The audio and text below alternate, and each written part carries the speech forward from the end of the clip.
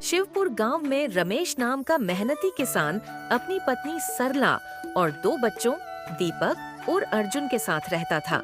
रमेश रोज सुबह जल्दी उठकर गांव के ठाकुर साहब के खेतों में मजदूरी करता था।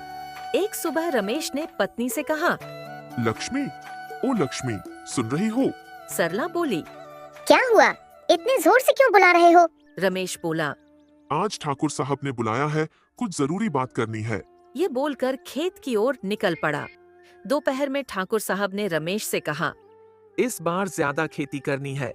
मैं 2 दिन के लिए बाहर जा रहा हूँ, इसलिए तुम्हें मेरी 25 बीघा जमीन सौंप रहा हूँ। आधी फसल तुम्हारी होगी। रमेश ने खुशी से कहा। ठाकुर साहब, मैं पूरी मेहनत करूँगा। घर लौटकर रमेश ने जब सरला को सब बताया तो वह भी बहुत खुश हुई। अगले दिन रमेश जमीन देखने नीम गांव गया। रास्ते में वह काली माता मंदिर के पास एक पेड़ की छांव में बैठ गया।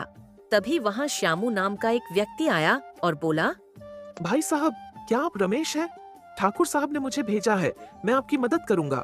रमेश ने मुस्कुराते हुए हाथ मिलाया और कहा, बहुत अच्छा हुआ, हम दोनों मिलकर शानदार फसल उगाएंगे।